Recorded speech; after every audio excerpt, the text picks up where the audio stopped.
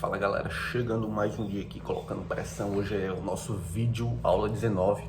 A gente vai falar aqui sobre a leitura de Provérbios 19. Deixa eu procurar aqui, eu vou utilizar essa Bíblia na linguagem do King James, do Rei James. Aqui eu tô colocando a 19 e a gente vai iniciar aqui colocando pressão, beleza? Coloca a sua Bíblia aí no Provérbio 19 e ele começa assim, ó: o pobre sábio e o rico avarento. Ele diz no primeiro versículo: melhor é o pobre que vive com integridade do que o insensato que só fala tolices. No segundo versículo ele diz assim, ó: não é proveitoso ter zelo sem discernimento, nem ser precipitado e desviar-se do caminho. Isso aqui é importante, eu acho até bacana a gente comentar, porque primeiro a gente tem que entender qual seja a sua vontade e o que seja a vontade de Deus. Quando a gente fala em caminho, ele diz assim, ó: caminho, qual caminho a percorrer? Você sabe para onde você quer percorrer? Aí você me faz uma pergunta: Michael, mas como eu vou saber o que Deus, qual é o caminho que Deus quer que eu percorra? Então, para você entender qual é o caminho que Deus quer que você percorra, é interessante você ter comunhão com Ele. Se você não tiver comunhão com Deus, você não consegue entender, você não consegue ouvir, você não consegue decodificar. São códigos. E esses códigos você obtém através de uma linha direta. E se essa linha direta tiver fluindo bem, se essa linha direta tiver impermeável, se essa linha direta tiver limpa, aí você consegue entender, você consegue decifrar o caminho que ele quer que ele percorra. Vou dar um exemplo aqui que aconteceu ontem. Eu estava falando sobre um projeto que eu estou querendo iniciar. É um projeto para crianças e adolescentes. Na verdade, é o segundo projeto que eu vou colocar. Existe um projeto que a gente dá aula de defesa pessoal para crianças e adolescentes. E esse outro projeto, a gente vai ensinar técnicas de bombeirísticas. A gente vai ensinar atendimento para hospitalar. A gente vai instruir sobre incêndio, sobre fogo, animais peçonhentos. A gente vai fazer uma compilação, alguns tipos de salvatagem, vamos utilizar alguns nós, enfim, a gente vai fazer aí um negócio gigantesco e vamos aplicar para essas crianças e adolescentes num período de 6 meses, há uns encontros nos sábados. Então o que acontece? Aí eu falei que eu iria iniciar esse projeto e até falar com um padre que era na quadra da igreja. E aí eu tava falando para várias pessoas, tipo, sei lá, 50 pessoas. E aí no final, uma senhora me procurou e disse: olha, a gente tem um projeto que a gente dá aula para crianças e adolescentes em local tal e tal e tal e tal. Quando ela me falou isso aí, tocou meu coração. Ou seja, eu até me emocionei. E aí lá, naquele momento, isso é uma coisa pessoal, isso você tem que entender, pessoal, é o meu jeito de conversar com Deus. Então fui tocado nesse momento, ou seja, é aí, eu tenho que colocar o pé lá. E é interessante que você pergunta: vai colocar o pé lá e vai fazer o quê? Não sei. Você só tem que ir, colocar o pé lá e as coisas vão acontecendo no momento onde você se põe no caminho que é para estar. Então o que ele diz aqui faz total sentido. Ele fala assim, ó: não é proveitoso ter zelo sem discernimento, nem ser precipitado e desviar-se do caminho. Qual o caminho? Aquele que Deus colocou no seu coração. E não adianta se precipitar, as coisas vão acontecer no tempo que vai ter que acontecer. Hoje as pessoas elas sofrem muito com ansiedade. Todo mundo tem problema com ansiedade, muita ansiedade, tem gente que não consegue nem dormir com ansiedade. E hoje a gente precisa... Ontem eu estava falando sobre ociosidade. A gente deveria aproveitar mais o nosso tempo de ócio. E esse ócio não é estar mexendo num computador, não é estar mexendo no telefone. Olha aí quem apareceu. Olha aí quem apareceu, olha aí. Olha aí, quem apareceu. Tá vendo aqui, tá, o pessoal? Tá vendo aqui o pessoal? Você tá vendo o pessoal, tá? Vou ensinar isso assim. Vai lá pro chão, vai. Vai lá pro chão. Então, o tempo de ociosidade Não é o tempo que você vai estar girando, passando tela e olhando no computador ou o celular não.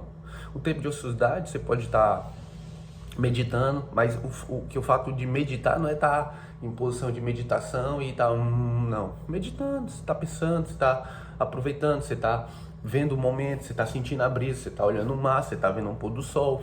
Isso é um momento de ociosidade. Então a gente precisa mais disso para poder consertar. Nós temos a ferramenta, certo? Nós temos o objeto. Estava caçando um objeto para mostrar para vocês. Nós temos o objeto e nós temos as ferramentas. Então, se você tem um objeto para poder administrar, você também tem a ferramenta. E a ferramenta, você tem que procurar entender. Você tem que procurar desvendar. Todos nós viemos com um código. E esse código, à medida que você vai vivendo, você vai descobrindo. É muito pessoal, é subjetivo. Então, aquilo que é uma forma de comunicação para mim pode não ser para você. A sua forma de comunicação com Deus seja outra, totalmente diferente. Mas você tem que buscar isso, você tem que querer isso. A primeira coisa é querer, a primeira coisa é buscar. Se você não busca, infelizmente você não vai ter, você não vai encontrar. Até porque também no livro aqui, ele diz, né? Aquele que busca, encontra. Aquele que procura, acha. Então, para você conquistar algo, você primeiro tem que buscar, primeiro você tem que querer. Não existe você conquistar algo que você não queira. Você pode conquistar algo que você nunca pensou, é diferente. Agora, conquistar algo que você não deseja, não. Você não consegue. Até porque também, quando você caminha um caminho que Deus quer para você, você pode fazer muitos planos. Inclusive, tem aqui também, os planos você pode fazer, mas Deus é quem dá. Então, você pode ter vários planos. E é interessante uma coisa, você pode ter vários planos, mas é interessante que tudo aquilo que você recebe é muito mais... Presta atenção. Você pode ter vários planos, mas tudo aquilo que você planejou, quando Deus te entrega, Ele te entrega algo muito maior. Muito maior. E isso... se você estiver no caminho, isso se você fizer o que Ele coloca no seu coração, isso se você for obediente, entende? Então sobre caminho, sobre comunicação, é pessoal, é subjetivo, você tem que procurar, você tem que querer, você tem que ir atrás. Vamos lá? Vou botar a pressão aqui, ó. A perversidade do ser humano corrompe sua vida, mas é contra o Senhor que sua alma se rebela. Interessante, isso aqui é bem pesado, vou até marcar, ó. Marquei. E diz assim, ó, a perversidade do ser humano corrompe sua vida, mas é contra o Senhor que sua alma se rebela. Ou seja, Deus, Ele preparou algo maravilhoso para você. Deus, Ele... Não sei o que eu tô falando não, viu, pessoal? Tá escrito aqui, ó. Tem mais de 6.000 promessas. E essas promessas são feitas para você. Que andam, que seguem, caminham o caminho que Deus preparou. Se você fizer isso, as promessas vão estar lá. Quem prometeu foi Deus. Deus não... Tem, aqui também, cara, tá tudo escrito. Ele diz assim, ó, Deus não é homem para que minta, nem filho do homem para que se arrependa. Ou seja, se Ele prometeu, tá prometido. Aí você vai lá e saca. Mas para você sacar, você tem que fazer o que Ele colocou no seu coração. Você tem que fazer o que Ele colocou no seu coração. E se você não fizer o que Ele colocou no seu coração, o que acontece? Isso aqui, ó, a perversidade do ser humano corrompe sua vida, mas é contra o Senhor que sua alma se rebela. Ou seja, você está se rebelando contra Deus. Quando você não saca aquilo que Deus te entregou e te prometeu, você se rebela contra Deus. Quando um indivíduo saca uma arma e coloca na sua cabeça para te roubar, ele não está roubando você, ele está roubando Deus. Sério, sério, ele está roubando Deus. Porque ele está dizendo assim, ó, cara, por que Deus te abençoa e Ele não me abençoa? Peraí, me dá isso aqui, é meu agora. É meu agora. Você consegue entender a profundidade disso? Ele está se rebelando contra Deus. Ele está dizendo assim, ó, porque todas essas pessoas têm e eu não consigo ter. Eu não admito isso. Só que quando ele faz isso, quando ele pratica esse ato, ele está colocando na vida dele mesmo um impedimento, um empecilho. Ou seja, ele está indo para o caminho errado. Ele não está fazendo com que ele possa ser abençoado. Ele não está caminhando no caminho que Deus preparou para ele. Ou seja, ele está se rebelando contra Deus. Igual essas pessoas que puxam a arma e põem na cabeça de outras pessoas, inúmeras outras pessoas se rebelam contra Deus, deixando de fazer aquilo que era para ser feito. E o interessante é uma coisa: quando você deixa de fazer uma coisa que é para ser feita por você, vem outra pessoa e faz. Vem outra pessoa e faz. É interessante isso, porque o livro ele já foi escrito, inclusive o final. E tudo aquilo que foi escrito vai acontecer. Ou seja, se uma missão sua você não fizer, outra pessoa vai vir e vai fazer, porque o final já está escrito e aquilo tem que ser feito. Você consegue entender? É bem profundo. Depois que eu descobri isso, a minha cabeça, eu tirei muita responsabilidade. Mas esse lance de tirar responsabilidade não quer dizer que eu vou deixar de fazer. Mas é que às vezes a gente ficava sofrendo por coisas que, tipo, tem que acontecer, entende? Então a gente fica despreocupado. Essa é a palavra correta. A gente fica despreocupado, porque você vai se importar com aquilo que você faz. Tô dando o meu melhor, tô fazendo isso, tô seguindo o que Deus colocou no meu coração, e bomba, é sobre isso. O restante das coisas, elas estão seguindo um caminho que tem que ser seguido. Não fugiu nada do controle, tá tudo certo, tá tudo certo. Eu tava conversando com os meninos do projeto e eu falei, e isso eu vou tornar a repetir, que eu não sou responsável por mudar o mundo, eu sou responsável por mudar o meu mundo. Então o meu mundo, aquilo que me cerca, as pessoas que me cercam, eu sou responsável, eu tenho responsabilidade sobre isso. Mas as coisas que acontecem no mundo, eu não tenho responsabilidade sobre isso, você não tem responsabilidade sobre isso. Consegue entender?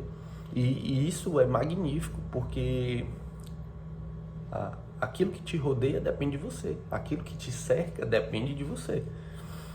Então você é responsável por mudar a situação que você está hoje, a situação que se você se encontra, sei lá, financeiramente, de saúde, de qualquer outra que seja, vai depender de você. Aí você diz, mas também a saúde também, você tem que fazer a sua parte, você tem que se alimentar de coisas que são saudáveis para você, você tem que fazer o mínimo essencial, você tem que dormir bem, você tem que beber água, você tem que fazer tudo isso, você tem que praticar atividade física.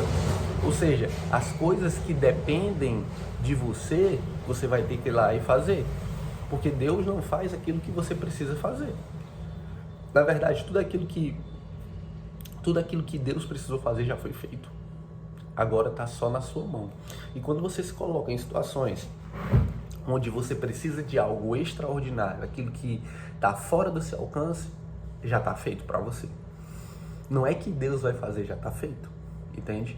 Então, essa mentalidade, esse mindset, esse estilo de pensar, ele faz com que você leve um empurrãozinho e você para de se vitimizar.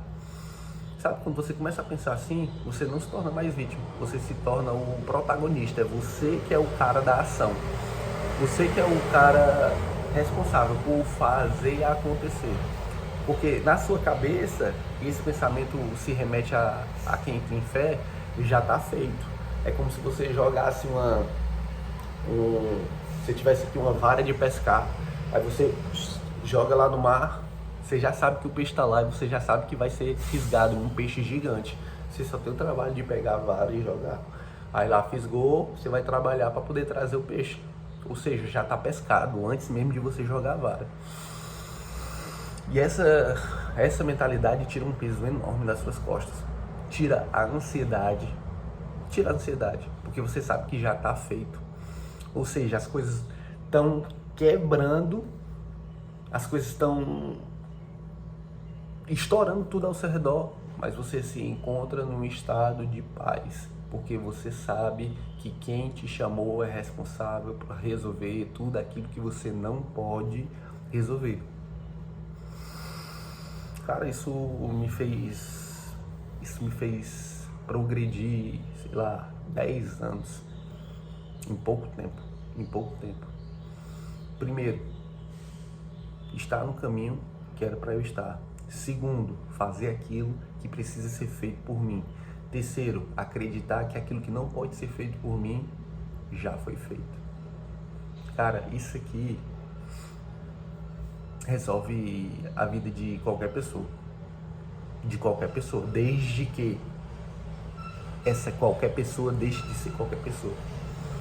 Mais uma vez, essas três coisas que eu falei resolve a vida de qualquer pessoa, desde que qualquer pessoa deixe de ser qualquer pessoa e passa a ser uma pessoa que ame, que queira fazer aquilo que Deus colocou no seu coração. Bora pra frente. Tem muita coisa boa aqui pra gente aprender, ó. A fortuna produz muitos amigos, mas até o melhor amigo do pobre o abandona. A testemunha falsa não permanecerá sem o devido castigo, e aquela pessoa que ventila mentiras não escapará impune. São muitos que têm prazer em adular os governantes, e todos são amigos de quem dá valiosos presentes. Pessoal, isso aqui é uma chave, viu? É uma chave. Aí depois eu comento sobre isso aqui. O pobre é desprezado por todos os seus parentes, quanto mais por seus amigos. Ainda que os procure para lhes pedir ajuda, não os encontre em lugar nenhum. Isso aqui é interessante a gente comentar, porque ele diz aqui, ó, o pobre é desprezado por todos os seus parentes, vírgula, quanto mais por seus amigos. Ainda que o procure para lhes pedir ajuda, não os encontre em lugar nenhum. O que significa pobreza? Pobreza significa improdutividade. O que é uma pessoa improdutiva? É uma pessoa que não produz, é uma pessoa que não age. Ninguém quer estar do lado de pessoas que não agem, ninguém quer estar do lado de pessoas que não produzem. Ninguém quer estar do lado de pessoas que não têm resultado. Você precisa ter resultado. Depois que eu entendi isso aqui, muda. Não tem como não mudar. Ninguém quer estar do lado de uma pessoa que não quer fazer nada. Isso contamina qualquer ambiente. E isso é um problema dentro do ambiente onde pessoas convivem juntas. Pessoas que se escoram, pessoas que não querem produzir, pessoas que não têm eu falei há pouco tempo, um índice, um coeficiente de viração. Pessoas que não conseguem se virar com coisas simples. Pessoas que precisam estar sendo dito o que precisa fazer. Isso é chato dentro do ambiente. E são coisas que a gente não aprende na escola. São coisas que o MEC não ensina. Eu estou batendo na tecla em relação a isso. O MEC ele não vai ensinar coisas essenciais para a sua vida. Isso vai ter que ser ensinado por pai, mãe ou alguém que queira instruir você nessa seara, nessa parte. E eu estou aqui instruindo você. E é por esse motivo que eu estou fazendo projetos. Um projeto já deu início, outro projeto vai dar início. A gente precisa preparar pessoas para essa finalidade. E não só nisso, mas outros conteúdos também que são essenciais. Para você ter o mínimo, para você ter o essencial na sua vida. Para você ter o potencial de estar em um ambiente com outras pessoas. Porque ninguém constrói nada só. A gente precisa de outras pessoas, mas para a gente ter outras pessoas, a gente precisa saber conviver.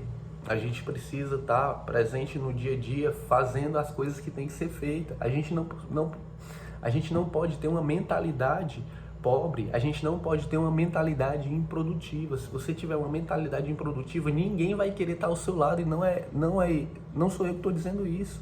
Está escrito, é aqui, essa é a base. E se você não mudar rapidamente o seu estilo de pensar, porque todo mundo vem com os probleminhas de fábrica, é normal. E esse problema de fábrica é você que tem que consertar. É você que tem que consertar. Não é obrigado você passar a sua vida toda com o seu probleminha de fábrica. Você vai lá e conserta. Você pede ajuda do mecânico. Aí o mecânico vai dizer, ó, é isso assim, tá aqui as ferramentas, vai lá, você precisa agir. O mecânico, ele vai dizer o que está acontecendo e vai te dar as ferramentas, mas você tem que pegar a ferramenta e corrigir. Esse é o problema. É porque às vezes você se coloca no lugar de vítima e quer que outras pessoas corrijam. E é interessante que esse é um problema do carro. Isso aqui, o corpo aqui, ó, é um carro. É um carro. Você está utilizando o seu carro aqui na sua vida. Lá no futuro você vai perder o carro, você não vai ter mais carro, mas o piloto ele vai continuar. Mas para você passar e percorrer a vida toda, você vai ter que cuidar do seu carro, você vai ter que consertar o seu carro, você vai ter que entender sobre carro e você vai ter que fazer adaptações no decorrer da sua vida. Entende? A gente tem que começar a cuidar daquilo que a gente ganhou ou que a gente ganha. A gente tem que começar a ter zelo. Olha aqui quem tá olhando para mim. A gente tem que começar a ter zelo pelaquilo que a gente ganha e cuidar bastante. E aí, quando você... Isso aqui é bacana. E aí é interessante que algumas pessoas, elas conseguem ajudar outras pessoas a cuidar também do seu carro, a consertar, começa a ter ferramentas e entregar ferramentas. E isso é muito bacana. Isso, cara, talvez do vídeo essa foi a fala bem mais importante. Você pegou isso aqui e já era. O que adquire entendimento ama a sua própria alma. O que preserva a inteligência encontra o bem. A falsa testemunha não viverá sem castigo, e o que profere mentiras perecerá. Não fica bem que os tolos vivam luxuosamente. Mais ridículo ainda é o servo dominar os príncipes. Vocês conseguem entender isso aqui, pessoal? Não, né? Não fica bem que os tolos vivam luxuosamente. Mas, esse mais aqui é de adição, mais ridículo ainda é o servo dominar os príncipes. Ou seja, quando você está numa posição de governo, você é como se fosse um príncipe. O príncipe está abaixo do rei, né? E aí tem um servo que está lá dominando o príncipe. Ou seja, você está numa posição onde você é para administrar, você é o administrador, é você quem tem a função de coordenar tudo.